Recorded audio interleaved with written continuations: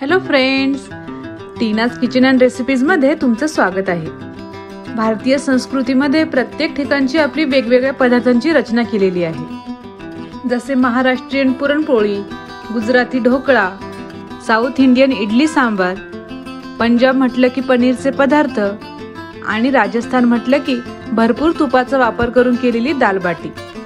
आणि थंडीच्या दिवसामध्ये तर राजस्थानमध्ये आवर्जून भरपूर देशी तुपाचा वापर करून ही दाल बाटी केली जाते। तर आज आपण पारंपरिक पद्धतीने दाल बाटी कशी करायची ते बघणार आहोत। अशा छान छान रेसिपी बघण्यासाठी चॅनलला सबस्क्राइब करा आणि सोबतच बेल आयकॉनवरही क्लिक करा। चला तर मग व्हिडिओला सुरुवात करूया।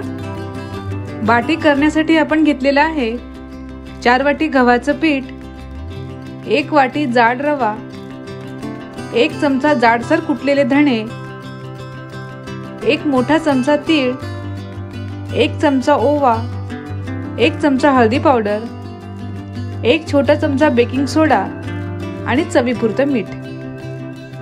आता आपण बाटीचं पीठ भिजवून घेणार आहोत। त्यासाठी एका मोठ्या परातीमध्ये गव्हाचं पीठ, रवा, कुटलेले धणे, तीळ, ओवा, हळदी पावडर, बेकिंग सोडा आणि मीठ टाकून हे आधी आपल्याला कोरडं असं पूर्ण मिक्स करून घ्यायचं आहे। आणि नंतर अर्धी वाटी तुपाचं कडकडीत असं मोहन या पिठावर आपल्याला टाकायचं आहे।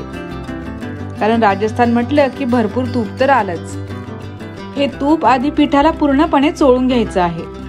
असं कडकडीत तूप टाकल्यामुळे आपली बाटी मस्त खुसखुशीत अशी तयार होईल। तूप आपण पिठामध्ये पूर्णपणे मिक्स करून घेतलं आहे। याची अशी मूठ इथे तयार झाली पाहिजे, इतपत हे तूप यात असलं पाहिजे। आता थोडं थोडं कोमट पाणी घालून हे पीठ आपल्याला भिजवून घ्यायचं आहे। जास्त सैलसर हे पीठ अजिबात इथे भिजवायचं नाहीये। एकदम पाणी न टाकता थोडं थोडं पाणी टाकूनच हे पीठ इथे भिजवायचं आहे। घट्टसरच हे पीठ आपल्याला भिजवून घ्यायचं आहे। आता हे पीठ संपूर्णपणे भिजवून झालं आहे। तर हे बघा, अगदी घट्टसरच पीठ आपण भिजवलेलं आहे।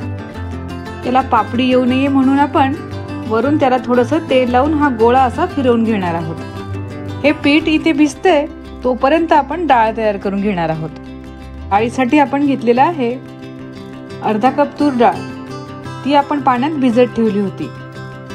अर्धी वाटी भिजवलेली चिंच, 2 मोठा चिरलेला टोमॅटो, 1 ते 1.5 चमचा लाल मिरची पावडर, 1 चमचा हळदी पावडर, 1 चमचा काश्मीरी लाल मिरची पावडर, 1 चमचा आलं लसूण पेस्ट आणि चवीपुरतं मीठ।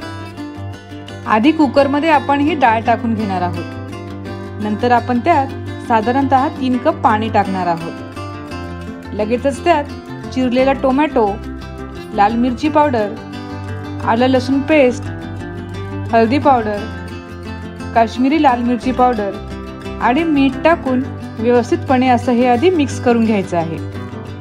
आणि कुकरला झाकण लावून 3 ते 4 शिट्टी येईपर्यंत ही डाळ आपल्याला शिजवून घ्यायची आहे। ही डाळ इथे शिजतीये।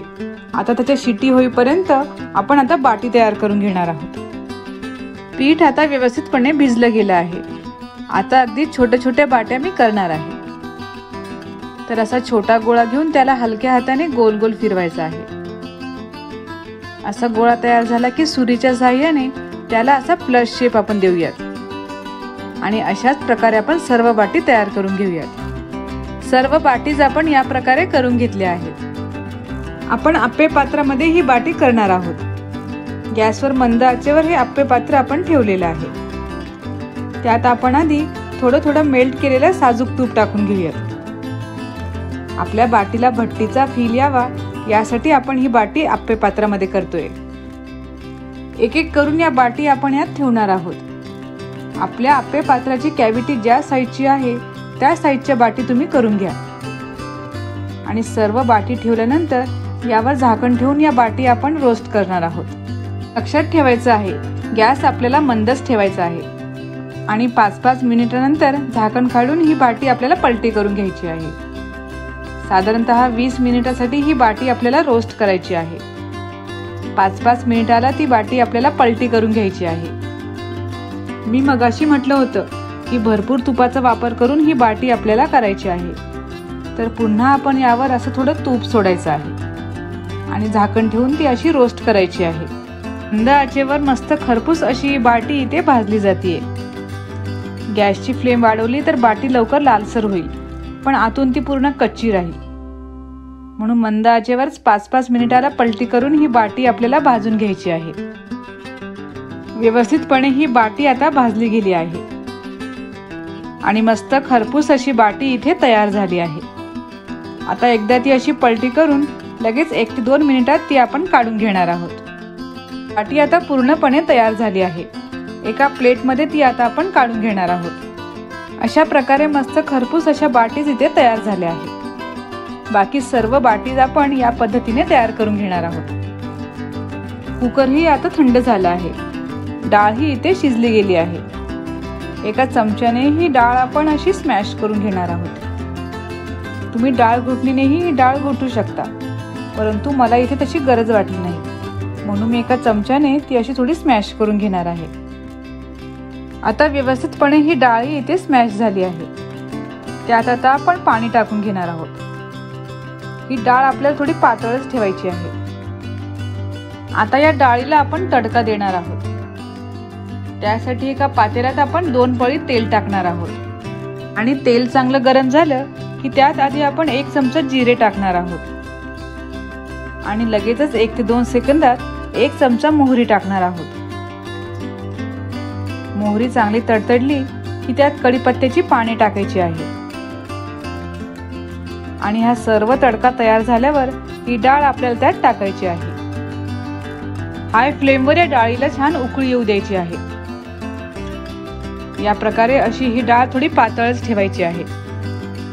डाळीला थोडी उकळी यायच्या आधी त्यात हा चिंचेचा कोळ टाकून 8 ते 10 मिनिटांसाठी छान अशी ही डाळ आपल्याला शिजू द्यायची आहे।